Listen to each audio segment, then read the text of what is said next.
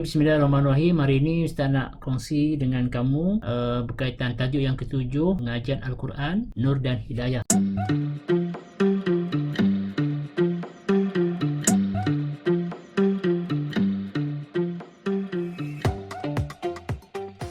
Yang pertama, seperti biasa, banyak kali saya sebut berkaitan dengan tajwid. Di sini tajuknya ialah mad wajib dengan mad jaiz munfasil. Jadi kamu kena kuasai mad wajib dan mad jaiz munfasil. Dari segi bentuk dan juga bagi pelajar yang tak menguasai dia sangat rugi kerana dia akan kehilangan markah pada tajwid. Sebab mad jaiz, mad wajib ni antara soalan yang sering keluarlah dalam peperiksaan. Yang kedua berkaitan dengan ayat iaitu dalam surah An-Nur. Kita Ustaz bacakan A'udzubillahi minasyaitanirrajim. Allahu nurus samawati wal ard mathalu nurihi kamiskatin fiha misbah al-misbahu fi zujajah az-zujajah ka'annaha kawkabun durriyun yuqadu min sajaratin mubarakah zaitunatin la syarqiyatin wala gharbiyah yakadu zaituha yudhi walau lam tamsashu nar nurun ala nur yahdillahu linurihi man yasha wa yudribullahu al-amsala linnas wallahu bikulli syai'in alim. Sadaqallahul azim. Ayat 35 surah An-Nur. Maksudnya Allah yang menerangi langit dan bumi. Bandingan nur hidayah petunjuk Allah iaitu Al-Quran adalah sebagai sebuah miskat yang berisi sebuah lampu. Lampu itu dalam geluk kaca. Geluk kaca itu pula yang jernih terang laksana bintang yang bersinar cemerlang. Lampu itu dinyalakan dengan minyak daripada pokok yang banyak manfaatnya iaitu pokok zaitun yang bukan sahaja disinari matahari semasa naiknya dan bukan masa sahaja semasa turunnya, tapi ia sentiasa terdedah pada matahari. Hampir-hampir minyaknya itu dengan sendirinya memancarkan cahaya bersinar kerana kejernihan walaupun ia tidak disentuh oleh api. Sebenarnya nur hidayah yang demikian bandingannya adalah sinaran yang berganda-ganda. Cahaya berlapis cahaya. Allah memimpin siapa yang dikehendaki kepada nur hidayah dan Allah mengemukakan pelbagai misal perbandingan untuk umat manusia dan Allah Maha mengetahui akan bentuk tiap-tiap satu. Ini maksud dia. Jadi kamu kena menguasai maksud. Sebab kalau kamu menguasai maksud, kamu boleh jawab soalan objektif dan juga intisari ayat.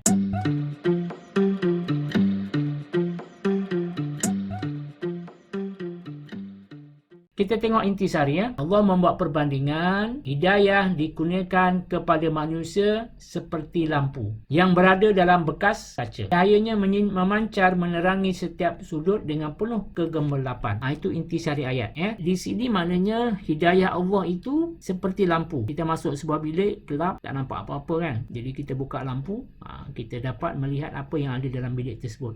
Itu analogi. Kemudian masuk nur dan hidayah. Apa nur? Seperti kita maklum dia cahaya. Tetapi cahaya yang dimasukkan dalam ayat di atas, Allahu nurus samawati wal ard, itu ialah iman. Kemudian apa kaitan dengan hidayah? Hidayah ialah bimbingan atau petunjuk daripada Allah kepada hamba-hambanya yang dikehendaki. Hidayah ini adalah hak mutlak Allah Subhanahu Wa Taala. Kita berusaha macam mana pun, kalau Allah Ta'ala tak hendaki, hidayah tak akan turun. Yang seterusnya kita tengok hidayah adalah anugerah kepada Allah pada hambanya. Allah sahaja yang berhak memberi kepada siapa yang dikehendaki. Bahkan dikata Rasulullah SAW tidak mampu memberikan hidayah kepada mereka yang dikasih. Sebagaimana dalam surah Al-Qasas ayat 56, innaka la tahdi man ahbabta walakinallaha yahdi man yasha. Sesungguhnya wahai Muhammad, kamu tidak berkuasa untuk memberi hidayah kepada siapa yang engkau kasihi supaya menerima Islam, tetapi Allah sahaja yang berkuasa memberi hidayah kepada siapa yang dikehendaki. Jelas di sini bahawa hidayah itu adalah anugerah Allah kepada hambanya.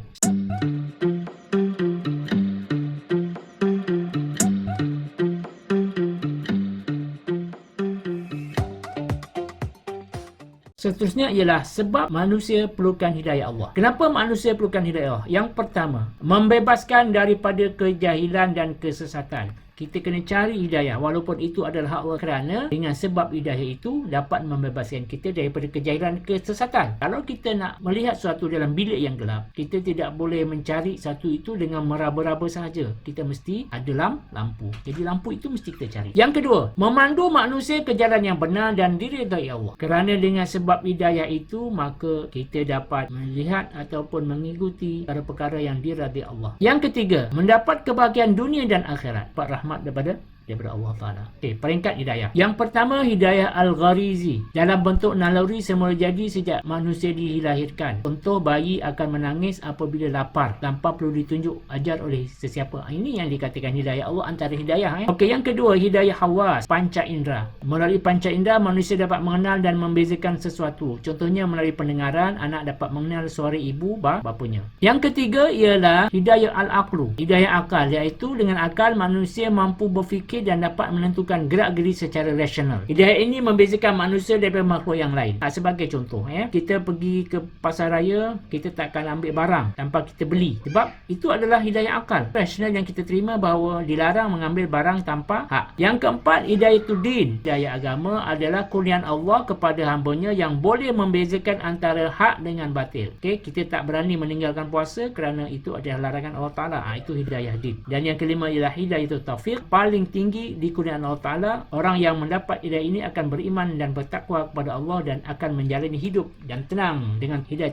taufiq. Kalau dia merasakan hari ini dia berpuasa, satu kenikmatan. Walaupun dia lapar, tapi itu satu kenikmatan yang boleh mendekatkan diri kepada Allah Ta'ala. Itulah hidayah taufiq. Tapi kalau hidayah tudin, dia hanya tahu kita kena berpuasa saja, menahan diri daripada lapar dan dahaga. Itu saja. Dan akhir sekali ialah cara mendapatkan hidayah dan cara memelihara. Awak boleh tengok dalam nota ini. Okey, ada dua cara mendapatkan dan cara memelihara. Contoh satu, berdoa dan berusaha meningkatkan ketaatan kepada Allah. Sebab itu Ustaz sebut tadi, walaupun itu kerja Allah Ta'ala, tapi kita kena berdoa dan berusaha untuk meningkatkan. Okay. Dan cara memelihara pula, sentiasa menjauhkan diri daripada perbuatan mungkar dan maksiat. Dan akhir sekali, kelebihan orang yang mendapat hidayah Allah, berakhlak mulia, itu adalah orang yang mendapat hidayah Allah Ta'ala. Pengajaran ayat mesti dalam bentuk aplikasi. Yang kat sini ni tak boleh, tak jadi sebab dia tidak jadi aplikasi. Contohkan Ustaz buat nombor 3 ni. Manusia hendaklah sentiasa mencari hidayah Allah Ta'ala kerana hidayah Allah sentiasa berada dalam kebenaran. Begitu.